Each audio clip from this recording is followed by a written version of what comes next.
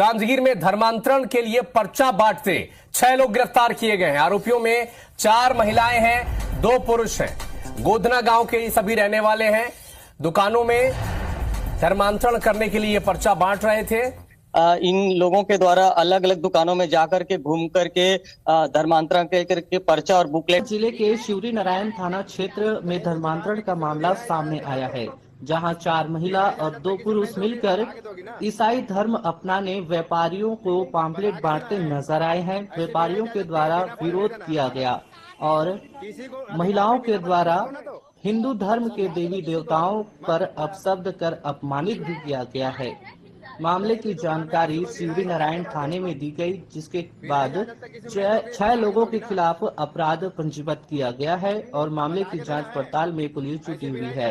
ये सभी लोग नवागढ़ थाना क्षेत्र के गोधना गांव के रहने वाले हैं। देखिए अविनाश, काफी गंभीर मामला है, क्योंकि शिवरी नारायण के नटराज चौक पे 6 लोग पहुंचे थे, जिसमें 4 महिला है और 2 पुरुष।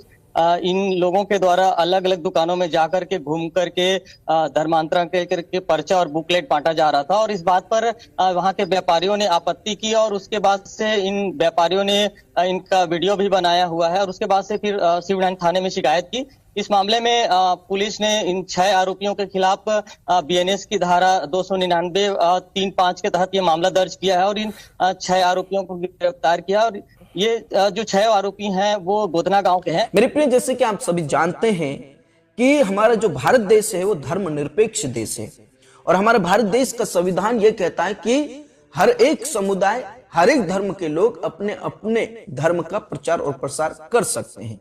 और जैसे कि मैंने कहा कि ये जो माहौल है वो क्रिसमस का माहौल है और मसीही लोगों को प्रेम का संदेश दे रहे हैं, मुक्ति का संदेश दे रहे हैं, उद्धार का संदेश दे रहे हैं, शांति का संदेश दे रहे हैं। हो सकता है इन भाई बहनों ने पर्चा बनाकर प्रभु यीशु मसीह का प्रेम का संदेश दे रहे होंगे, शांति का संदेश दे रहे होंगे और वहां पर कुछ असामाजिक लोग आते हैं और धर्मांतरण का झूठा आरोप। मसीह की God bless you all of you, मेरे फ्रेंड्स, मेरे भाई, मेरे बुजुर्ग, कैसे हैं आप सब। मैं जानता हूँ परमेश्वर आपको देख रहे हैं और आप परमेश्वर की निगरानी में।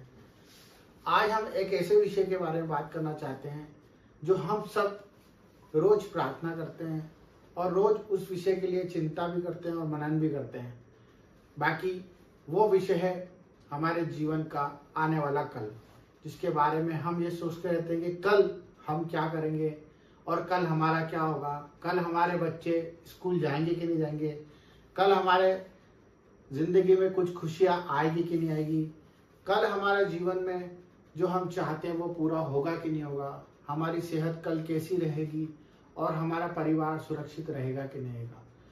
ये कल आपको रोज कहीं ना कहीं एक क्वेश्चन मार्क जरूर देता है।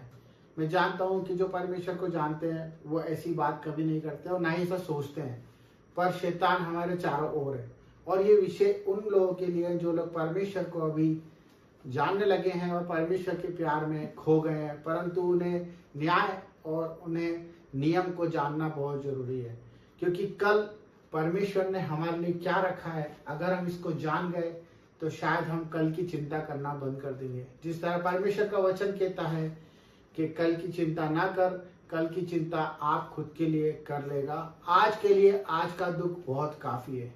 यही वचन परमेश्वर ने हमें इसलिए दिया है क्योंकि जो लोग भविष्य की चिंता करते हैं, जो अपनी खुद की सेल्फ चिंता करते हैं, जो अपने परिवार की चिंता करते हैं और कल के विषय में मनन लगा के अपनी पूरी जीविका खराब कर लेते हैं और ये नहीं सोच पाते कि हमें कल क्या करना है, उसी विषय में परमेश्वर हमें कहता है कि तू कल की चिंता मत कर, कल की चिंता आप खुद कर लेगा। आज के लिए आज का दुख ही काफी है। मेरे प्यारे मित्रों और प्यारे भाइयों, मैं आपको ये बताना चाहता हूँ कि परमेश्वर ने हमें ऐसा क्यों बोला है, क्योंकि परमेश्वर ये जानते हैं कि हमारे बच्चे उसके ऊपर विश्वास करेंगे, क्योंकि जो अनंत जीवन का स्वामी है, जो राजा होगा राजा है, वो हमारे कल की नहीं, वो हमारे जीवन की रक्षा करता है। हमारे पूर्वजों से उसने हमें गोद ले लिया है, उसने हमें मोल देकर चुकाया है और हमें स्वीकार करा है जिस भी हालत में थे हम।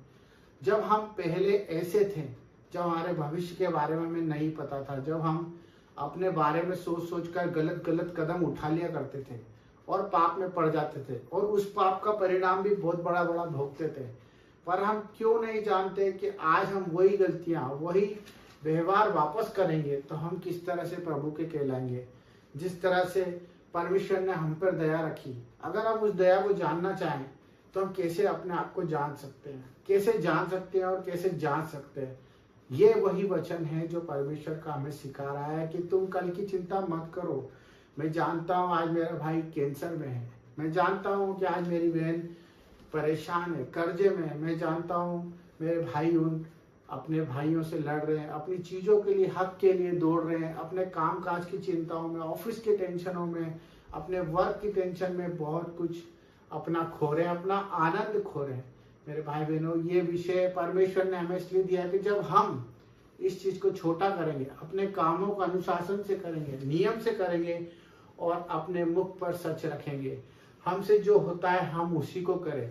हमारी आंखें जितना देखती हैं हम उसी को अपना काम का सोता बनाया, उतना ही चले जितना हम चल सकते हैं, क्योंकि परमेश्वर ने हमारा बोझ अपने ऊपर ले लिया है। व्यर्थ चिंता ना करें, हमें चिंता करने की कोई जरूरत नहीं है, क्योंकि परमेश्वर ने क्रूस पर अपनी जान दी, अपने इकलौते पुत्र को हमारे लिए इसलिए दिया कि हम नाश ना हो और हम विजय के जुलूस में चले और परमेश्वर की महिमा को देखें। और परमेश्वर की महिमा जब ही होती है जब हम परमेश्वर के पीछे अपना क्रूस उठाकर चलते जाते हैं। तो मेरे भाई बहनों, ये आपको समझना है कि हम अगर कल की चिंता करते हैं तो परमेश्वर के उस नियम को तोड़ते हैं जो परमेश्वर ने हमारे लिए बलिदान दिया। अगर आप महिमा देखना चाहते हैं और परमेश्वर के कामों को देखना चाहते हैं तो आज के आनंद में खुशियों से जियो, आनंद से अपने परिवार के साथ खुशियां मनाओ और प्रभु की आराधना करो, प्रार्थनाएं करो अपने पड़ोसी के लिए और अपने लिए भी। Thank you.